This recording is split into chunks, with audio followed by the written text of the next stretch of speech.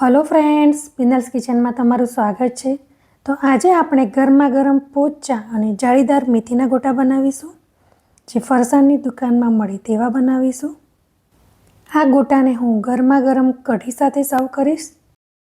जो तमारा गोटा बराबर न बनता होय के काठा बनता होय तो जरूरथी मारी आ रेसिपी ट्राय करजो। तो चालो बनावीए। तो अत्यारे हूँ 1 चमची मरी अने 2 चमची धाणा लई लीधा छे। તેને કલમાં અધકચરા ખાંડી લઈશું। મેથીની ભાજીને 1 થી 2 વખત પાણીથી બરાબર ધોઈને મેં કટ કરી લીધી છે। બાઉલમાં આપણે 2.5 કપ આપણે મેથી લઈ લઈશું, સાથે અડધો કપ આપણે કોથમીર ઉમેરીશું।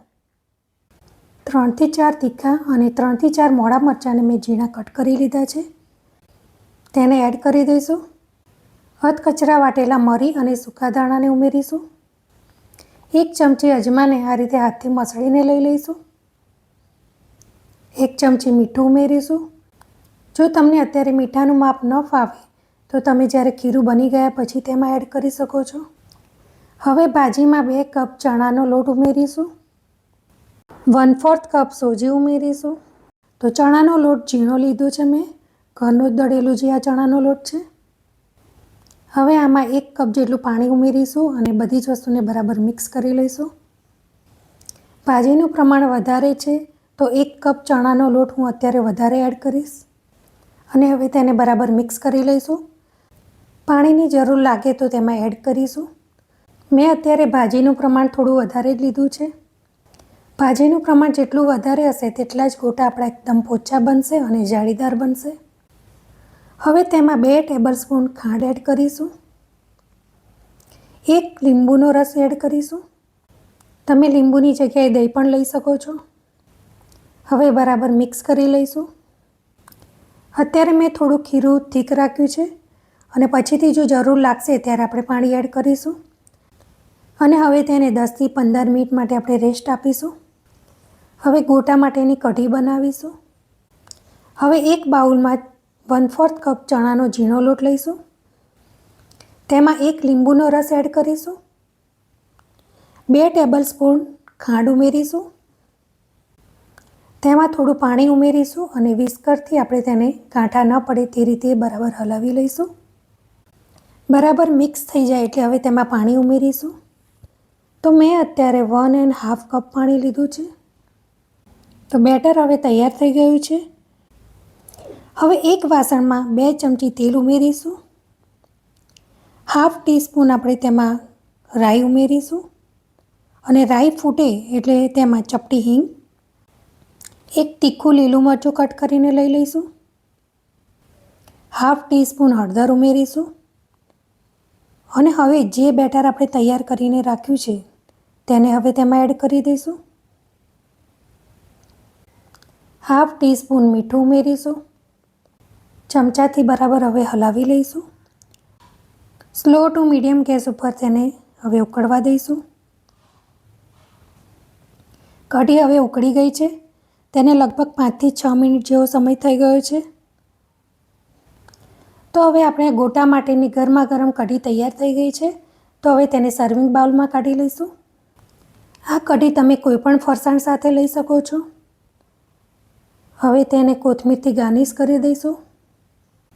ગોટા માટે હવે તેલ ગરમ કરવા મૂકી દઈશું અને હવે જે ગોટાનું આપણે જે મિશ્રણ તૈયાર કર્યું છે તેને લગભગ 15 થી 20 મિનિટ જેવો સમય થઈ ગયો છે। તેમાં ખાવાના સોડા ઉમેરીશું। તો ½ ટીસ્પૂનથી થોડા વધારે મેં ખાવાના સોડા લીધા છે। તેના પર અડધો લીંબુનો રસ એડ કરીશું, સાથે 3 ચમચી ગરમ તેલ આપણે તેમાં એડ કરીશું। તો આપણે જે તેલ ગરમ કરવા મૂક્યું છે તેમાંથી મેં લીધું છે। બધી જ વસ્તુને હવે આપણે સારી રીતે હલાવી લઈશું।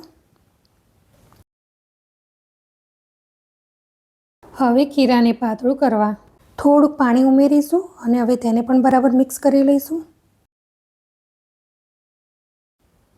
તો જો આ રીતનું મેં બેટર તૈયાર કરી લીધું છે।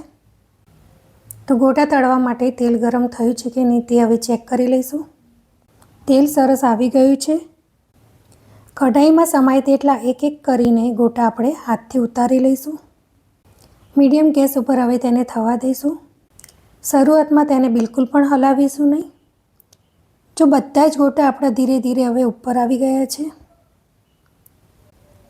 અને તેની જાતે જ જો ગોટા એકદમ પલટી જાય છે, તેનો મતલબ કે આપણા ગોટા એકદમ સરસ સોફ્ટ બન્યા છે અને આપણું બેટર પણ સરસ બન્યું છે. તો લગભગ 1 મિનિટ જેવો સમય થઈ ગયો છે. તો હવે જારાથી આપણે બધા જ ગોટાને પલટાવી લઈશું. ગોટા બનાવવા માટે આપણે તેલ થોડું વધારે જ લેવાનું છે. જો તેલ ઓછું હશે તો ગોટા તળિયે ચોંટશે અને બરાબર નહીં બને. વચ્ચે વચ્ચે જારાથી તેને હલાવતા રહીશું, જેથી કરી ગોટાની બધી જ બાજુ સરસ ચડી જાય અને એક સરખો સરસ કલર આવી જાય. હવે ગોટાને કાઢી લઈશું. હવે આ જ રીતે બધા જ ગોટાને આપણે તળી લઈશું. બધા જ ગોટા તળાઈ ગયા છે. તેને મેં સર્વિંગ પ્લેટમાં લઈ લીધા છે. હવે ગોટાને ગરમા ગરમ કઢી બનાવી તેની સાથે આપણે સર્વ કરીશું. સાથે મરચાં અને ડુંગળી પણ સર્વ કરીશું. તમે આ ગોટાની સાથે દહીં પણ લઈ શકો છો. તો જુઓ, એકદમ સોફ્ટ અને જાળીદાર આપણા ગોટા તૈયાર થયા છે. તો તમે પણ મારી આ રીતથી જરૂરથી ટ્રાય કરજો. તમને મારી આ રેસીપી કેવી લાગી તે મને કમેન્ટમાં જરૂરથી જણાવજો. મારી આ વિડીયોને લાઈક અને શેર કરજો અને મારી ચેનલને સબસ્ક્રાઈબ કરી બાજુમાં રહેલ બેલ આઇકનને પ્રેસ કરજો, જેથી કરીને તમને મારી નવી નવી રેસીપીના વિડીયો મળતા રહે.